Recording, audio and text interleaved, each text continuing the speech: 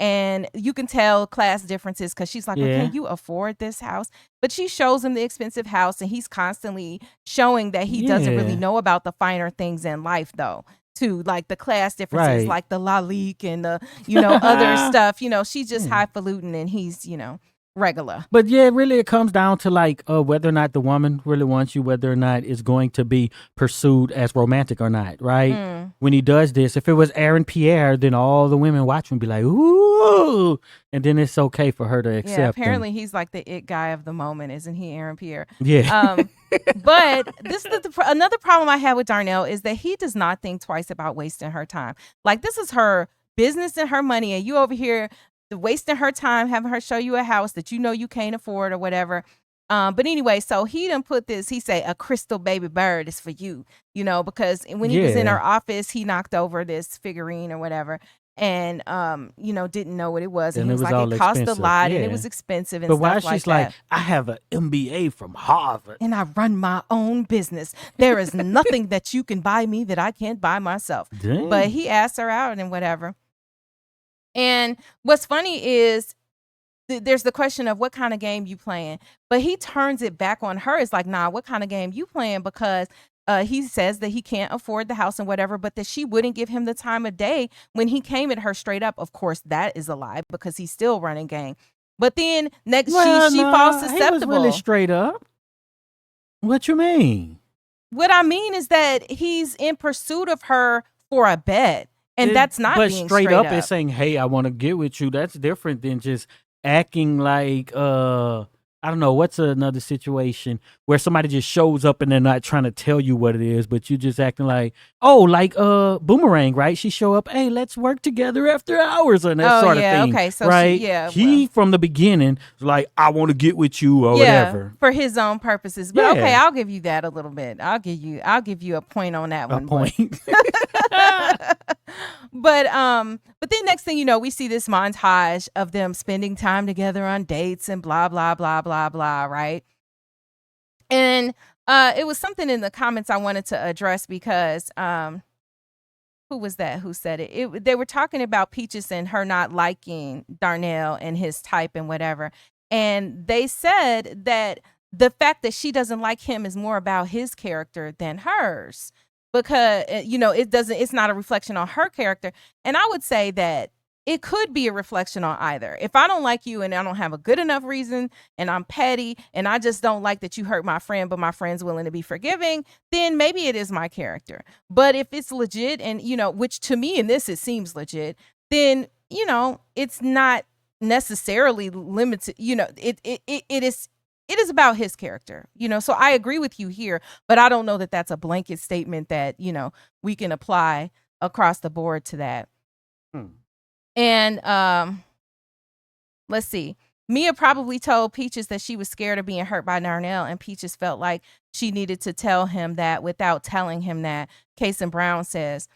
So are you saying that she somehow encouraged Peaches to tell him straight out? But I think she would have told him straight out that, look, I'm nervous about you.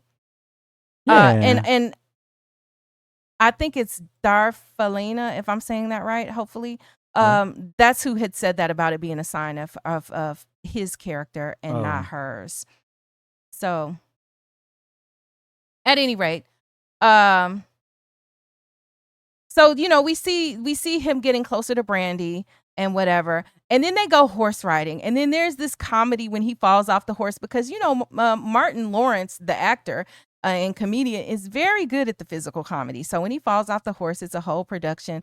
And then she comes over, she's like, I thought you knew how to ride. So he's just basically faking it until he makes it to this point. Bro, you ain't even making it that far if you can't ride no horse. Yeah, and so get the so she's telling him like, no, you got to do this to ride the horse. And of course it feels like this double entendre for everything that she's saying in the moment. And she's like, you got to get the reins. And once he's listening to you, then you will become one with the horse and you have to ride the horse. And, she's doing all the motions or whatever that you have to do. You got to have strong legs and you got to be strong or whatever. And, talking about that. And of course he takes this as an opportunity to try to get physical. And she is like, no, I do not. She does not. She does not trust him. And she's like, people will always disappoint you, especially men. She clearly has Yeah. trauma, and she's just Hmm. trying to, while he is just trying to And he gets all smash upset and and stuff, play with talking her about emotions. you trust a horse more than you trust me. And Well, then I was just thinking, okay, black man bear or man bear, right? It's yes, basically the old take on it, and basically, yeah. yeah. So, Darfalina clarifies the previous comment and says, I didn't mean it to be a blanket statement. I'm talking about this movie specifically, and we see over and over again that Darnell is untrustworthy and disrespectful to women. I agree with you. Yeah, absolutely. And thank you so much for clarifying your statement there. Case and Brown says, she said it, Mia, I mean, but I'm saying that while she was venting, Peaches just probably heard it and didn't want her to get hurt. Yeah. Yeah. I mean, because, your real friend will defend you like that, And, more conversation from Rawberry saying that I think Peaches is the friend that's going to see your man for who he is and won't sugarcoat it for you because you with them. So, yeah. Yeah. And I mean, to me, that's a good friend, right? Who will tell you, like, if we think about, the movie that we love to talk about on this channel, Why Did I Get Married? And Sheila and her situation, and her friends didn't even want to tell her, and they knew she was doing out in them, that Mike was out in them streets, her husband was. Hmm. So at any rate, so Darnell and Mia are playing basketball. So he's out there playing basketball. Reggie pulls up in his his Chicken King Porsche. And he's confirming the date. And immediately, as soon as Reggie pulls up, it like ruins the vibe for Darnell. Darnell is jealous and whatever. And so they come over after Reggie leaves or whatever. Darnell is there, and she's drinking from a canteen, I guess, because she's in the Well, so service. this is Reggie. So this happened, and then Reggie's basically like, I don't want to play no more. Because he keeps seeing Darnell sniffing around. That's what but you know what? That's maybe Well, that's Reggie's sniffing around. Oh, I see. Mm-hmm. Yeah, and then Darnell is like, I don't want to play no more. And then they're sitting down. Uh-huh. And then because she's in the military, she's drinking out of a canteen. Yeah, that's ridiculous. So he asked Mia if she trusts him. And I was like, okay, so clearly this is coming from the other woman, Brandy, telling him that she does not trust him. So he like, Mia, do you trust me? And I always wondered why, he asked that question in this moment, just maybe as a reflection. Yeah, because he don't even know that he's untrustworthy, right? Just because everybody can look and be like, oh, this guy is trash, doesn't mean that he just knows it. Mm-hmm. So, but Mia says to him, well, I trust you to do what you gonna do. Like, that's just such, in a way, it's an honest answer, but it's kind of jacked up, right? Because I trust, so she doesn't really trust him. Well, she knows him, right? So I know how you're going to act. So it isn't even about trust. I just know what you're going to do in any situation. It's kind of what it is. So I don't know if trust even matters. So next we see that T is holding auditions for new dancers at the club. And of course, Bobby Brown got to dance. So he gets up there and he's like, I need y'all to do this move. And then he does some old move that he does that is high comedy in this moment. Maybe it wouldn't have been funny back then. I don't remember. But it's funny. And then, he's just enjoying being able to see all these women and dancing with these women. Meanwhile, we had known that they had taken one of Darnell's girls off of the VIP list because she has started claiming him, right? And so we can't have any of these girls getting out of line and, doing it in front of other women and stuff because, at all costs, they're trying to protect Mia, right? They don't want Mia to know how bad he is. So, any girl coming over in the VIP when Mia is there is just going to get downgraded. But then Brandy shows up, right? And then she's just basically like, I came to see about my man. Yep. Immediately like, wait, hold up. How did this happen? Girl, didn't you just say you ain't trust him? Why you over here? But when this is another thing I was going to add though. He should have known something was up in the woods when she was like, I don't trust you. And she had that whole thing. Yeah, it'd have been like, all right then. Because when somebody gets all, wild, emotional tirade or whatever, And even at that point, when you're in the club and she shows up, came to see about my man. All right, time to go. But Brandy is there to secure her man. And of course, Mia and Reggie show up.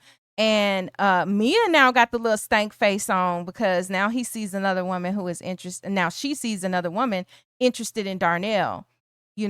And so Darnell tells Brandy basically that he needs a woman and who basically gonna be down for him and to stop wasting his time. So he using that reverse psychology and all that on her.